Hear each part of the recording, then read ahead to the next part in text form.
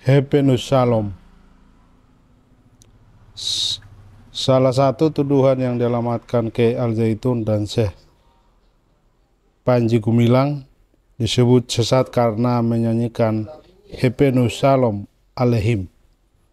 Tegas beberapa ulama menyebut Happiness Shalom alaihim adalah salam ritual agama Yahudi, tak patut dinyanyikan seorang muslim.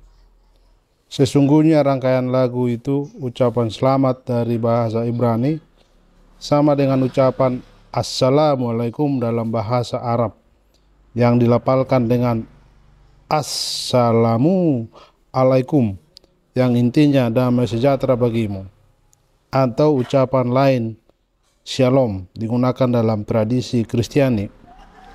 Monique Rijik, seorang aktivis pro Yahudi, menyebut lagu tersebut hanya berbahasa Ibrani. Memang umum dinyanyikan oleh orang Yahudi, tetapi bukan dinyanyikan untuk agama. Kontroversi itu juga telah dijawab. Syekh Panji Gumilang mengungkapkan alasannya meminta santri-santri di Al Zaitun menyanyikan Happiness Shalom alaihim, lagu bahasa Ibrani. Menurutnya Assalamualaikum tidak boleh dinyanyikan. Adapun saya menyanyikan karena itu bisa dilakukan. Kalau Assalamualaikum kan gak boleh dilakukan, padahal Happiness Shalom itu sama dengan Assalamualaikum. Sementara Bambang Nursena, teolog dan sejarawan Kristen, menyebut penggunaan bahasa utama pada masa Yesus digunakan 3 bahasa, yakni Ibrani, Aram, dan Yunani. Bahasa Ibrani digunakan orang Yahudi di zaman Yesus untuk membaca Alkitab, Taurat, dan kitab-kitab Nabi. Bahasa kedua bahasa Aram yang merupakan bahasa sehari-hari digunakan para muridnya. Sementara bahasa Yunani yang kala itu digunakan sebagai bahasa internasional di masa Kekaisaran Romawi.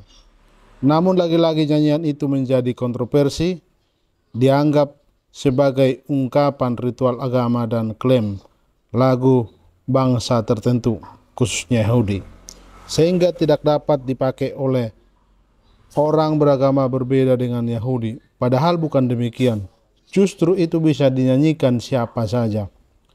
Jadi, apakah lagu Happiness Shalom alaihim adalah menyesat? Jelas tidak.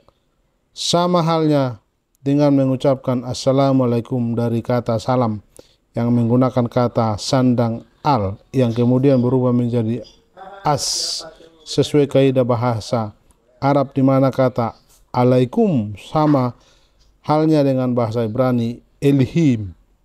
Ucapan itu juga dipakai oleh Yesus Kristus dengan bunyi Shalom. Sama halnya seperti ungkapan La ilaha illallah, di mana orang Kristen Arab telah menggunakan ungkapan tersebut 600 tahun sebelum kemunculan Islam.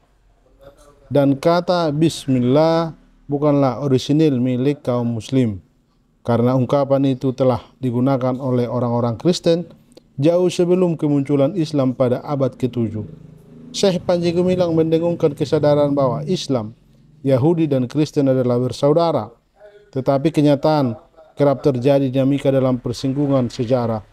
Tentu sepanjang perjalanan sejarah, misalnya pada awalnya Kristen disebut sekte di dalam agama Yahudi dan persinggungan yang lain, maka tentu kita perlu memahami bahasa Ibrani dan bahasa Arab merupakan rumpun bahasa Semitik, dan tidaklah baik apabila kita memaksakan bahasa tertentu tak dapat digunakan.